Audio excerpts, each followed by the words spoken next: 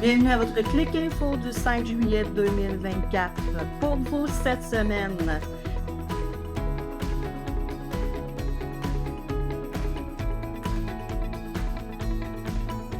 l'inauguration d'Optique à Saint-Raymond. Le marché public de Saint-Raymond fête ses 10 ans. Et les soirées de poésie et musique entre chiens et loups commencent cette semaine à Saint-Casimir. Et notre député de Portneuf-Jacques-Cartier, M. Joël Godin, est actif en Chambre des communes.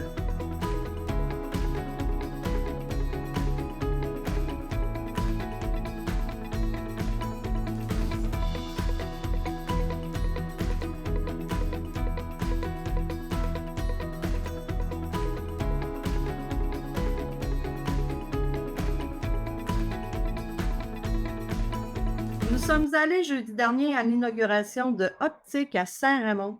C'est la première année que la ville de Saint-Raymond met ce concours photographique en œuvre. L'emplacement a été choisi avec soin, soit en plein cœur de la ville, sur un des coins de la rue principale les plus achalandés. Nous tenons à féliciter les 22 photographes gagnants, les 22 photographies de la première édition d'Optique. Ce sont en fait 22 photographies qui ont été choisies parmi un jury et qui mettent en valeur la beauté du territoire de la ville de Saint-Raymond. Nous sommes aussi allés à la rencontre des artisans et des entrepreneurs qui étaient au marché public de Saint-Raymond. Ils fêtent le marché public de Saint-Raymond cette année son 10e anniversaire. Il se déroule tous les jeudis soirs sur le parvis de l'église au cœur même de la ville de Saint-Raymond. Vous y allez y trouver tout ce que vous désirez.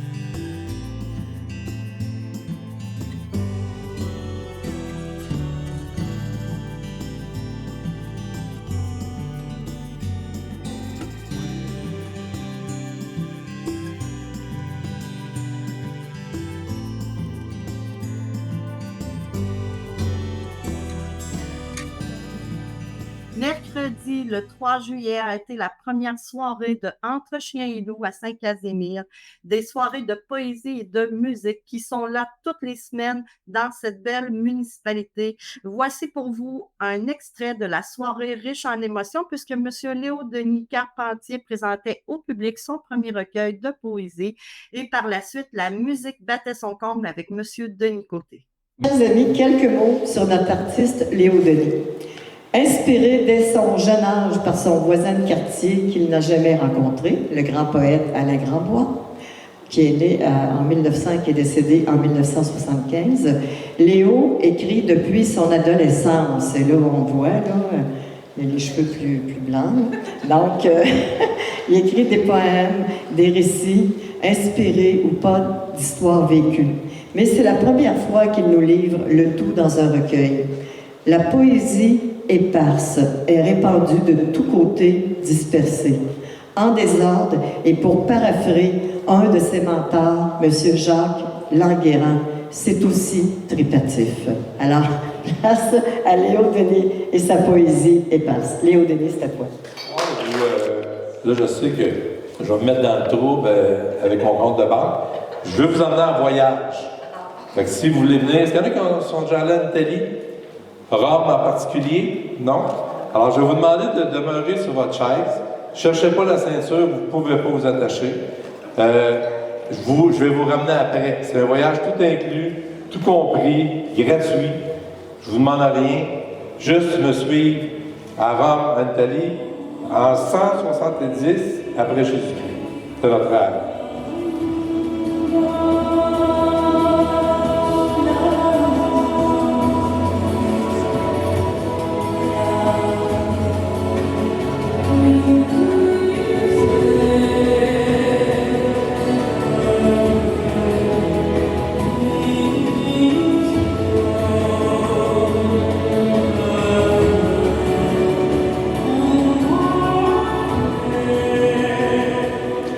Ces biens que tu souhaites atteindre par un détour, tu peux le posséder sur le champ, si tu ne veux pas de mal.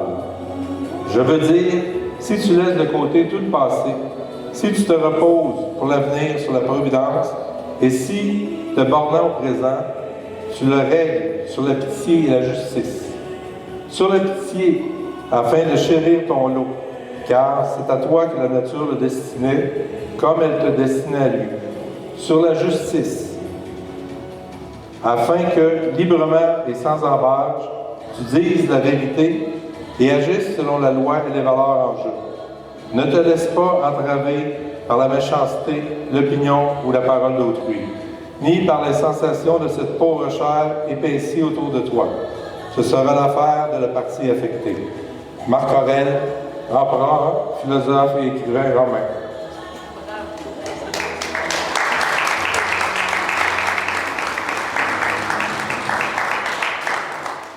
Bon, maintenant, on va revenir à Saint-Casimir, hein, parce que c'est ça l'idée. Oui, c'est ça l'idée. Donc, je commence.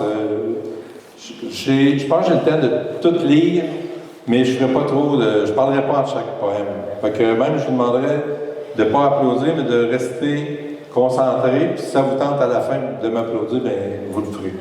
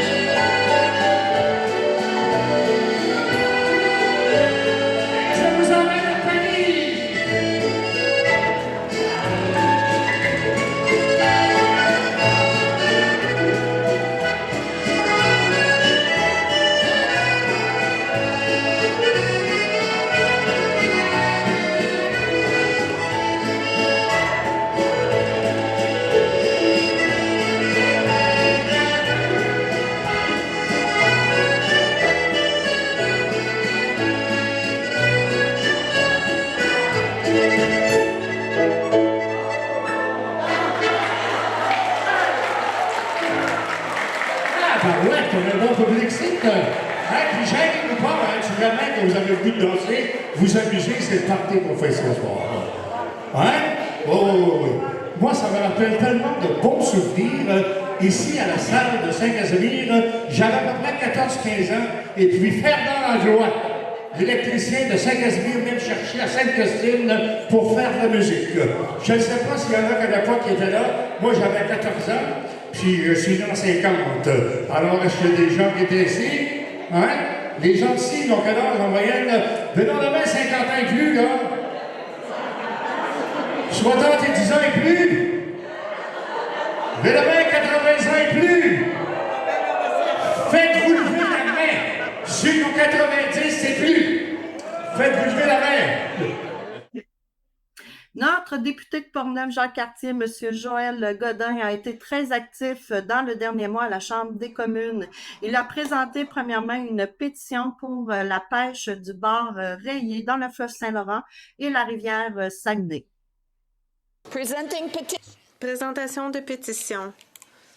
Portneuf, Jacques Cartier. Merci, Mme la Présidente. La Fédération québécoise des chasseurs et pêcheurs a pour mission de représenter et de défendre les intérêts des chasseurs et des pêcheurs du Québec. J'aimerais saluer son président, Marc Renaud, et le parrain de la pétition E4831, M. Mathieu Martin, qui a été signé par près de 6 000 personnes et qui demande au gouvernement d'autoriser la pêche du bar rayé dans le Saint-Laurent et la rivière Saguenay, afin d'y assurer une pérennité des espèces. La raison est simple, la réintroduction du bar rayé a réussi. Et sa population dans le fleuve et la rivière Saguenay est maintenant abondante et stable. Permettre la pêche de cette espèce contribuera à la conservation de la biodiversité qui est essentielle. Madame la Présidente, petit rappel, les chasseurs ne sont pas des criminels et le gouvernement se trompe de cible. Merci, Madame la Présidente. Presenting petitions, the honourable member Burnaby South. Par la suite, il a aussi amené le sujet, le débat sur la langue officielle et le français qui, selon lui, diminue. Nous allons remettre en place une bonne gouvernance et restaurer la confiance envers cette organisation qui aidera des milliers d'entreprises au Canada. Jean Cartier. Merci, Monsieur le Président. Après la députée de Saint-Laurent qui nie le déclin du français au Québec et un député franco-ontarien qui traite de plein de, vous savez quoi, Monsieur le Président, des témoins en comité des langues, c'est maintenant au tour du député québécois de Alfred Pellan de dire que le Québec devrait être bilingue pour être plus fort. Le vrai visage du caucus libéral du Québec vient d'être démasqué. Ils n'ont aucune volonté ni intention d'arrêter le déclin du français et de le protéger. Est-ce que le premier ministre pourrait agir maintenant pour le français au Québec et ramener ses députés à l'ordre? Excellente question!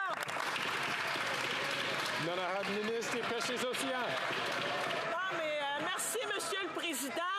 Non, mais pincez-moi quelqu'un, Monsieur le Président.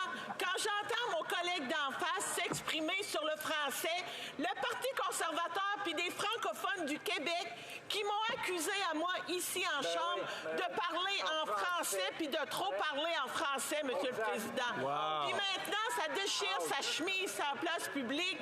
Non, mais à un moment donné, Monsieur le Président, faudrait savoir de quel côté ils sont, Monsieur le Président, pour de vrai.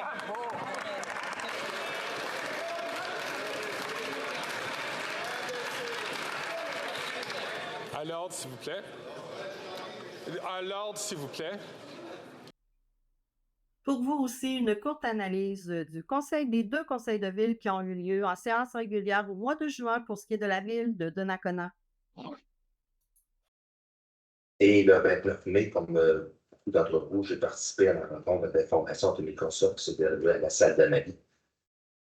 On estimait la venue environ de 90 personnes qui sont venues se présenter pour prendre l'information sur le futur résident de Microsoft. Alors, conformément à la loi sur les cités et villes, il y en a un rapport au citoyen des faits saillants du rapport financier, du rapport de l'auditeur externe pour l'exercice financier terminant le 31 décembre 2023. L'audit des livres de la ville a été effectué par la firme Mallette, société de comptables professionnels académique. Cette firme a procédé à l'audit des états financiers consolidés de la situation financière de la ville de Napolon.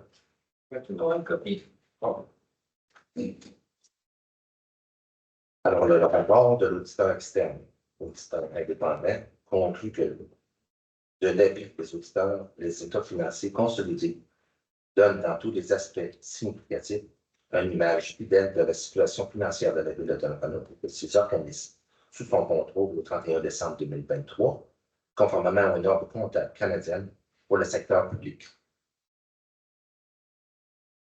Excédent et fonctionnement de l'exercice de 1 264 750. Le revenu de fonctionnement de 15 513 746.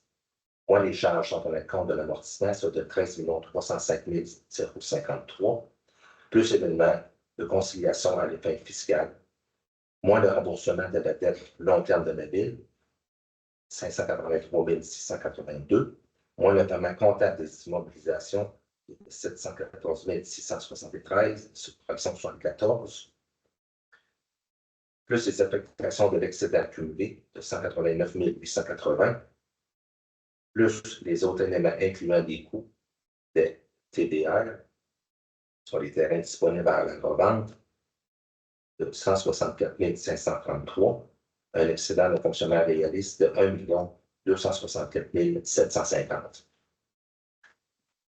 Explication sur l'excédent de fonctionnement. Il y a eu la vente de 2 terrains pour la somme globale de 363 000 $. Voilà, le revenu de la vente de terrain n'est jamais budgété étant donné son imprévisibilité. Il y a eu plus d'émissions de permis que celui qui avait été budgété pour une somme de 223 500, dont la somme de 264 760 pour l'émission du permis de l'entreprise Microsoft. Il y a eu le changement de fournisseur pour l'assurance générale et de l'assurance collective des employés, ce qui nous a permis d'économiser environ 165 000. Il y a eu des économies salariales d'environ 332 500 $ dues en grande partie à des congés de maladie, mais aussi à la pénurie de main-d'œuvre qui nous occasionne des difficultés à combler certains postes vacants. Bonsoir. Vous connaissez mon intérêt pour les surplus. Quel est le surplus exact là, de l'année 2023? Le surplus d'opération, surplus de fonctionnement. Je pense que le chiffre que vous mettez, c'est 1 234 750. C'est ça qui est le chiffre. Russell Gilbert, tenter de connaissance. C'est bien ça? Oui. Bon, ça, c'est le surplus de l'année 2023. L'année 2022, il y avait aussi un surplus. Quand je regarde dans les documents 2022, la même rubrique, là, pour 2022, je vois 60 914. Sinon, je réfère. Bonsoir. Je réfère, je prends le document des comptables de 2022, puis je vais voir la même ligne, puis ça donne, moi, je vois 60 914 postes, c'est exact. Surplus. On va voir S23, S13 ou S14 du document de 2022. Puis je regarde là. Oui, dans le fond, vous parlez de surplus de fonctionnement. L'excédent de fonctionnement des fins fiscales, l'an passé, était de 60 914. Okay. Et cette année, il est bien de 1 264 000. Ça, c'est le surplus oui. De l'année. De l'année. Et maintenant, pour vous, les actualités de la semaine. Saputo, dans le fond, Saputo est incroyablement fier des membres de son équipe canadienne pour leurs efforts dans le bénévolat dévoué au manoir Ronald McDonald de Montréal. L'équipe a récemment emporté un soutien à des familles qui traversent une période très difficile en leur préparant des repas délicieux et nutritifs. Ils se sont chargés de créer le menu, de faire l'épicerie, de cuisiner, de servir les repas, puis aussi de nettoyer à la fin. Alors, les contributions ont eu un impact significatif. On les invite à continuer à faire la différence positive ensemble. Bravo à Saputo.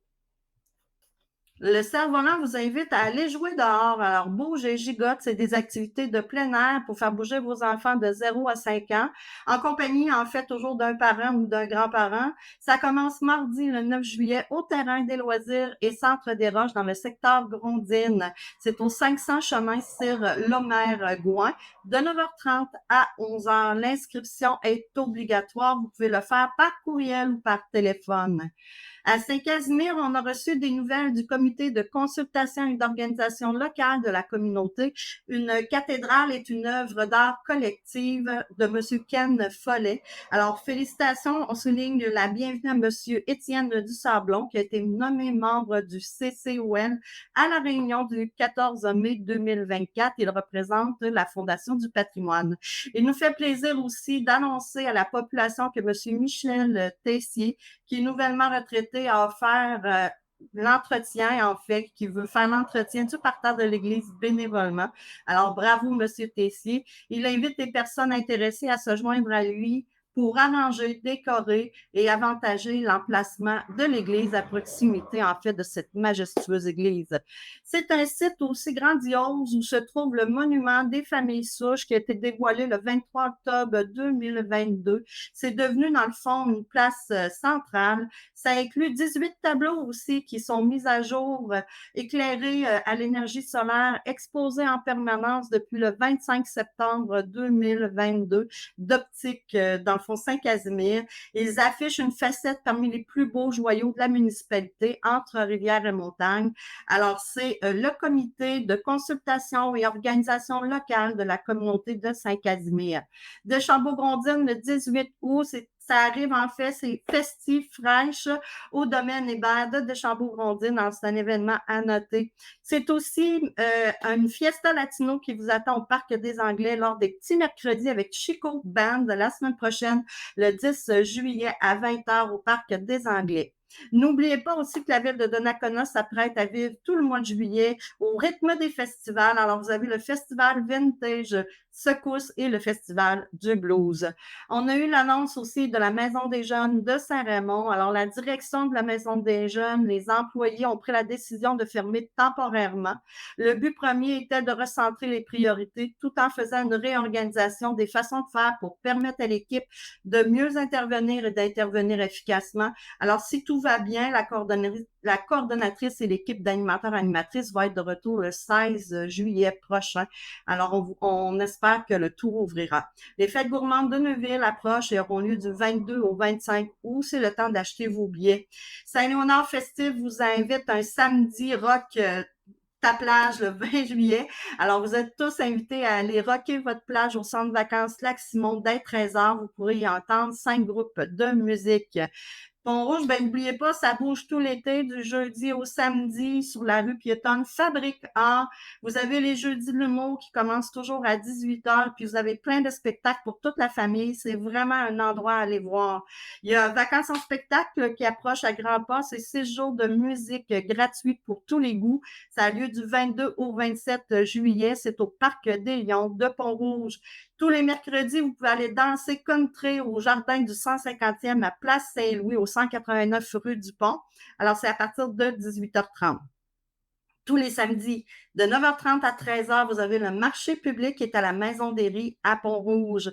Et le festival de films en environnement de Portneuf qui approche aussi, alors qui aura lieu du 7 au 11 août à Saint-Casimir et c'est leur 20e anniversaire. Ça va être un endroit à aller pour aller rencontrer les cinéastes, les gens qui font de la production vidéo dans Portneuf et ailleurs aussi. Merci tout le monde d'avoir été là encore cette semaine. On se revoit la semaine prochaine. N'oubliez pas que nous ne sommes plus sur Facebook.